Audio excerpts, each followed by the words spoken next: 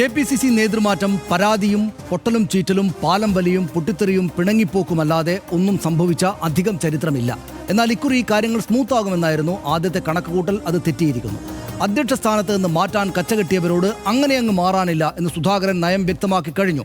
നയത്തിൽ സംസാരിച്ച് മാറ്റാൻ തന്നെയാണ് ഹൈക്കമാൻഡിന്റെ പദ്ധതിയെങ്കിലും അവിടെയും സുധാകരന് ചെറിയ പിടിയൊക്കെയുണ്ട്. നേതൃത്വം കണക്കുകൂട്ടുന്ന സാമുദായിക സമവാക്യം ദഹിക്കാത്ത സംസ്ഥാന നേതൃത്വത്തിലെ ചില കരുത്തരുടെ പിന്തുണയും സുധാകരനുണ്ട്. ആ കോൺഫറൻസിലാണ് ആദ്യഘട്ടത്തിൽ മാറാൻ തയ്യാറെന്നറിയിച്ച സുധാകരൻ ഇപ്പോൾ അധ്യക്ഷ കസേരയിൽ ഒന്നുകൂടി അമർന്നിരിക്കുന്നത്.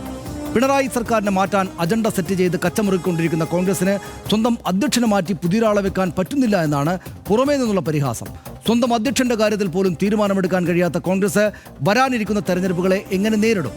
ആദ്യം കാണാം RDX റാപ്പ് 59 സെക്കൻഡിന് ശേഷം വിശദമായ വിലയിരുത്തലിലേക്ക്.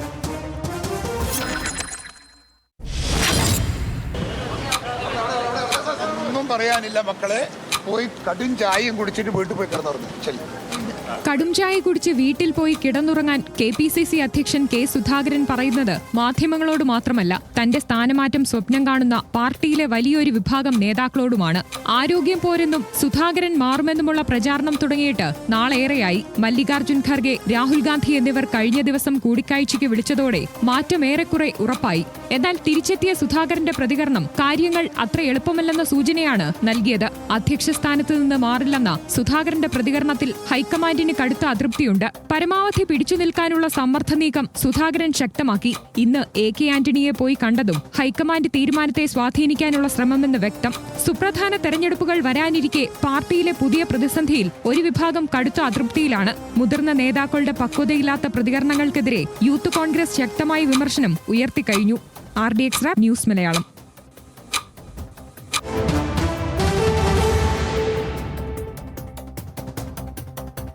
നിൽക്കണമെങ്കിൽ നിൽക്കാം, മാറാനാണെങ്കിൽ മാറാം. ഇതായിരുന്നു ഡൽഹിയിലെ ചർച്ചയ്ക്ക് ശേഷം K സുധാകരൻ നടത്തിയ ആദ്യ പ്രതികരണം. അഖിലേന്ത്യാ കമ്മിറ്റി പറഞ്ഞാൽ ഞാനത് സ്വീകരിക്കും. സുധാകരൻ നിൽക്കണം, നിൽക്കും. സുധാകരൻ പോകണം, പോകും. തുടരുന്നില്ല എന്നൊന്നും ആരും ആരോടും ഒന്നും പറഞ്ഞിട്ടില്ല. അത് നിങ്ങൾ ഉണ്ടാക്കുന്നതാ. പക്ഷെ പിന്നീട് ചിത്രം മാറി. അധ്യക്ഷ സ്ഥാനത്ത് നിന്ന് മാറാനില്ല എന്നായി K സുധാകരന്റെ നിലപാട്. പ്രതികരണങ്ങളും വാദങ്ങളും ഡാറ്റയിലൂടെ നമുക്ക് പരിശോധിക്കാം. ആദ്യം അപമാനിക്കരുതെന്ന് K സുധാകരൻ പറഞ്ഞതാണ് ഏറ്റവും ഒടുവിലത്തെ കാര്യം. പരാതി അറിയിക്കാൻ AK ആന്റണിയെ ചെന്ന് കണ്ടു K സുധാകരൻ എന്നാണ് ഏറ്റവും ഒടുവിലത്തെ കാര്യം. അനാരോഗ്യം എന്ന് വരുത്തി തീർക്കാൻ പാർട്ടിയിൽ ചിലർ തന്നെ ശ്രമിക്കുകയാണ്, പാർട്ടിയിൽ തന്നെ ചിലർ ശ്രമിക്കുകയാണ് എന്ന് അദ്ദേഹം പറഞ്ഞു. അധ്യക്ഷ സ്ഥാനത്ത് നിന്ന് മാറ്റാനാണ് തീരുമാനമെങ്കിൽ മാറാൻ തയ്യാറാണ് എന്ന് അദ്ദേഹം പറഞ്ഞെന്നാണ് കേൾക്കുന്നത്. പൊതുചർച്ചയ്ക്കിട്ട് തന്നെ അപമാനിക്കരുത് എന്ന് AK ആന്റണിയോട് K സുധാകരൻ ആവശ്യപ്പെട്ടു. മാറില്ല എന്നൊറ്റ നിലപാടിലാണ്. കോൺഗ്രസിലെ നേതൃമാറ്റ ചർച്ചകൾ K സുധാകരൻ അടിമുടി തള്ളിക്കളയുകയാണ്. അങ്ങനെ ഒരു സംഭവമേ ഇല്ല, മാറുകയില്ല എന്ന നിലപാടാണ്. ഖാർഗെയും രാഹുലുമായി ഡൽഹിയിൽ നടന്നത് നേതൃമാറ്റ ചർച്ചയല്ല എന്ന് സുധാകരൻ ചോദിച്ചവരോട് പറയുന്നു. ഹൈക്കമാൻഡുമായി ചർച്ച ചെയ്ത് കേരളത്തിലെ സംഘടനാ പദ്ധതികളാണ് എന്നാണ് K സുധാകരൻ മാധ്യമങ്ങളോടും പറഞ്ഞത്. ലക്ഷ്യം പിണറായി സർക്കാരിനെ താഴെയിറക്കുക മാത്രമാണ് എന്ന് സുധാകരൻ ഈ ഘട്ടത്തിലും പറയുന്നു. ആരോഗ്യ പ്രശ്നങ്ങൾ ഉണ്ടെന്ന പ്രചാരണം അപ്പാടെ തള്ളിക്കളയുകയാണ് K സുധാകരൻ. താൻ ഡബിൾ സ്ട്രോങ് ആണ് എന്ന നിലപാട് അദ്ദേഹം എടുത്തിരിക്കുന്നു. രോഗിയാണെന്ന് പ്രചരിപ്പിച്ച് മൂലക്കിരുത്താം എന്നാരും കരുതേണ്ട എന്ന് K സുധാകരൻ ഇന്നലെ പരസ്യമായി തന്നെയും പറഞ്ഞു. തന്നെ മാറ്റാനായി ശ്രമങ്ങൾ നടന്നത് പാർട്ടിയിലെ ഒരു വിഭാഗം, പാർട്ടിക്കകത്തെ ഒരു വിഭാഗം തന്നെയാണ് എന്ന് അദ്ദേഹം പറയുന്നു. ആര് ശ്രമിച്ചാലും തന്നെ തൊടാനാകില്ലെന്നും K സുധാകരൻ നല്ല ആത്മവിശ്വാസത്തോടെ പറയുന്നുണ്ട്. K സുധാകരന്റെ പരസ്യ പ്രസ്താവനയിൽ ഹൈക്കമാൻഡിന് അതൃപ്തിയുണ്ട് എന്ന വാർത്തകൾ പുറത്തു വന്നു.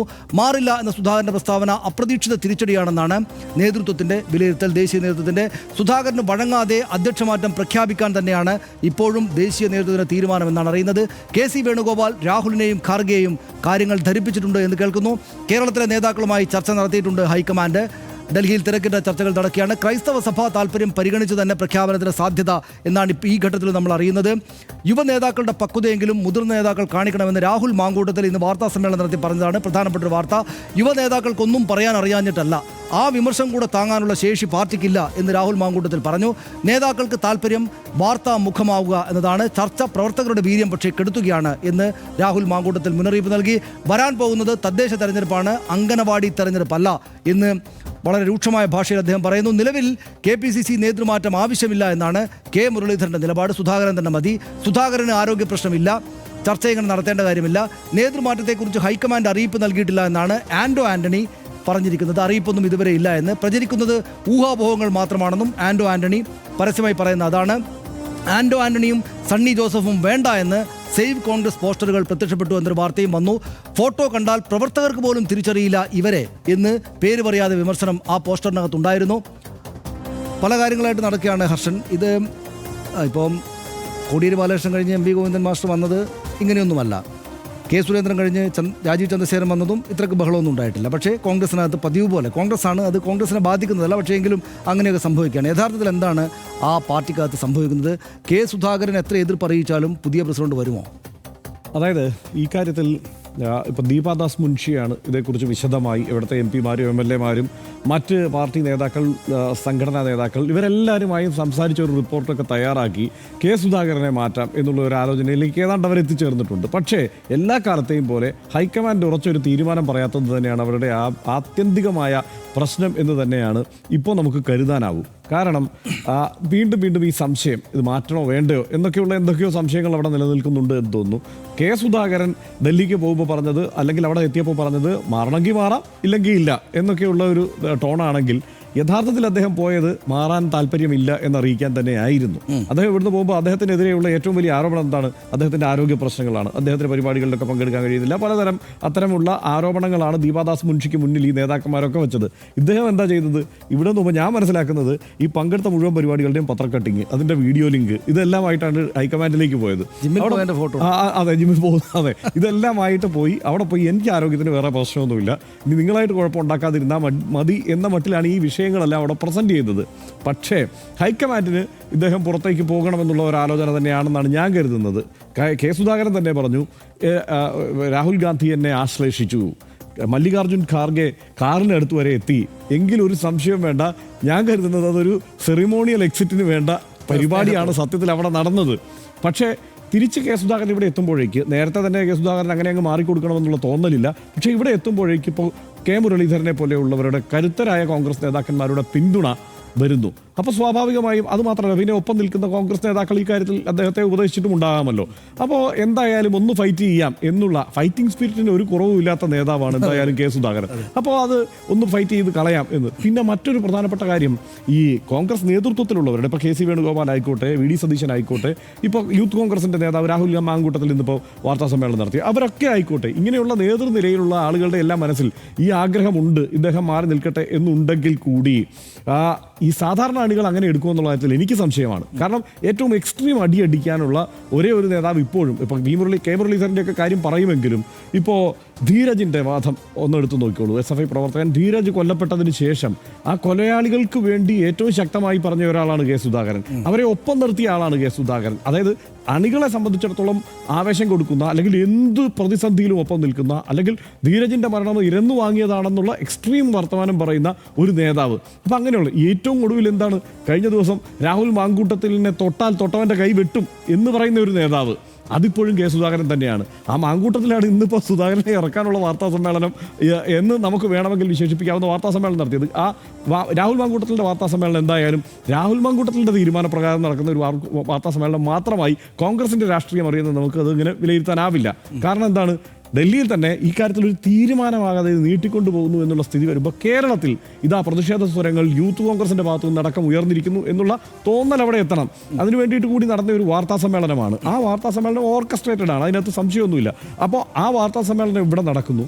പക്ഷേ കെ സുധാകരൻ അങ്ങനെ വിട്ടുകൊടുക്കാൻ തയ്യാറല്ല എന്നുള്ള സന്ദേശവും നൽകിയ സാഹചര്യത്തിൽ ഇത് കൂടുതൽ സങ്കീർണമാകാനാണ് സാധ്യത. കാരണം തെന്നല ബാലകൃഷ്ണപിള്ളയെ പണ്ട് 2001 തെന്നല ബാലകൃഷ്ണപിള്ള രാത്രി കിടന്നുറങ്ങി രാവിലെ എഴുന്നേൽക്കുമ്പോൾ തെന്നല ബാലകൃഷ്ണപിള്ള തന്നെ അറിഞ്ഞില്ല അദ്ദേഹത്തെ KPC പ്രസിഡന്റ് സ്ഥാനത്ത് നിന്ന് മാറ്റിയത്. നോക്കുമ്പോൾ കസേരയിൽ, ഇന്ദിരാഭവനിലെ കസേരയിൽ കെ മുരളീധരൻ കയറി ഇരുന്ന് കഴിഞ്ഞു. അപ്പോൾ അങ്ങനെ ഒരു മാറ്റം കെ സുധാകരൻ്റെ കാര്യത്തിൽ നടക്കില്ല. കാരണം ഇത് തെരുവിൽ അലക്കപ്പെടും എന്നുള്ളൊരു പ്രശ്നമുണ്ട്. ഇതിൽ വി ഡി സതീശൻ്റെ നിലപാട് ഒരു പ്രധാനപ്പെട്ട നിലപാടാണ്. വി ഡി സതീശൻ ഈ കാര്യത്തിൽ പക്ഷേ താരതമ്യേന ഈ മറ്റ് നേതാക്കന്മാരെല്ലാവരും ഇങ്ങനെ പരസ്യമായി പറയുമ്പോഴും വി ഡി സതീശൻ്റെ ഒരു നിലപാട് ഇദ്ദേഹത്തിന് ഒരു സെറിമോണിയൽ എക്സിറ്റ് തന്നെ കൊടുക്കണം. കാരണം ഈ അണികളെ ആവേശഭരിതനാക്കാൻ ശേഷിയുള്ള ഒരു നേതാവാണ് കെ സുധാകരൻ. അപ്പോൾ അതുകൊണ്ട് അങ്ങനെ മോശമാക്കി തീരെ അങ്ങനെ പറഞ്ഞു വിടുന്ന ഒരു സ്ഥിതി ഒരു കാരണവശാലും ഉണ്ടാവരുത് എന്നുള്ളൊരു തോന്നൽ വി ഡി സതീശൻ ഉണ്ട് എന്നാണ് ഞാൻ മനസ്സിലാക്കുന്നത്. അതിനനുസരിച്ചാണ് അദ്ദേഹം കാര്യങ്ങൾ നീക്കുന്നത്. പക്ഷേ എന്ത് തീരുമാനമായാലും, ഇപ്പോൾ പുറത്തേക്കായാലും അകത്തേക്കായാലും, ഇതിങ്ങനെ തുടരാനാണെങ്കിലും ആ കാര്യത്തിൽ ഉടൻ തീരുമാനം വേണമെന്നുള്ള ഒരു നിലപാട് വി ഡി സതീശനും എടുത്തിട്ടുണ്ട്. ഇതിനകത്ത് ഒരു കാര്യം കൂടെ പറയാൻ സതീഷ്, ഇതിൽ ആത്യന്തികമായി ഈ സാമുദായിക സമവാക്യങ്ങളൊക്കെയാണല്ലോ ഇവരിപ്പോൾ ചർച്ച ചെയ്യുന്നത്. അതായത് കോൺഗ്രസിനൊപ്പം എന്തായാലും പാർലമെന്റ് തെരഞ്ഞെടുപ്പിന്റെ സ്ഥിതിഗതികളൊക്കെ വിലയിരുത്തുമ്പോൾ അതിനനുസരിച്ച് ആണെങ്കിൽ മുസ്ലിം വോട്ടർമാർ തീർച്ചയായും കോൺഗ്രസിനൊപ്പം നിൽക്കും.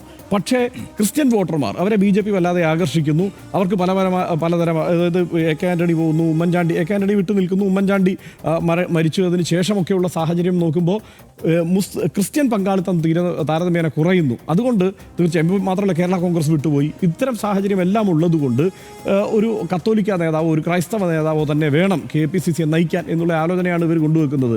അതേ സമയത്ത് ഇപ്പുറത്ത് വേറൊരു പ്രശ്നവും ഉണ്ടാകുന്നുണ്ട്. അങ്ങനെയാണെങ്കിൽ ഒരു ഈഴവ റെപ്രസെൻറ്റേഷൻ എവിടെയായിരിക്കും എന്നുള്ളത്, അതിനും ഒരു ആലോചന. ഇതെല്ലാം ഇവരെ ആകെ കുഴപ്പത്തിലാക്കുന്നുണ്ട് ഹൈക്കമാൻഡിനെ. കഴിഞ്ഞ 10 വർഷം നോക്കിയാൽ MM ഹസന്റെ കുറച്ചു കാലം ഒഴിച്ചാൽ ബാക്കി മിക്കവാറും എല്ലാ സമയത്തും കോൺഗ്രസിനെ നയിച്ചത് ഈഴവ നേതാക്കന്മാരാണ്. പക്ഷേ അവർ വേണ്ട രീതിയിൽ തെരഞ്ഞെടുപ്പിൽ സംഭാവന ചെയ്തില്ല എന്നുള്ള വിലയിരുത്തൽ കൂടി ഇവർക്കുണ്ട്. അതുകൊണ്ട് എനിക്ക് തോന്നുന്നു എന്തായാലും ഉടനെ ഒരു തീരുമാനം ഉണ്ടാവാൻ ഇതുവരെയുള്ള കാര്യങ്ങൾ വെച്ചിട്ട് എനിക്ക് തോന്നുന്നത് കെ സുധാകരൻ ഈ ഘട്ടത്തിൽ തന്നെ മാറും എന്നാണ്. ഹൈക്കമാൻഡ് അക്കാര്യം തീരുമാനമെടുത്തിട്ടുണ്ടാകും. ചില കൺഫ്യൂഷൻസ് ഒക്കെ ഉണ്ടാവും.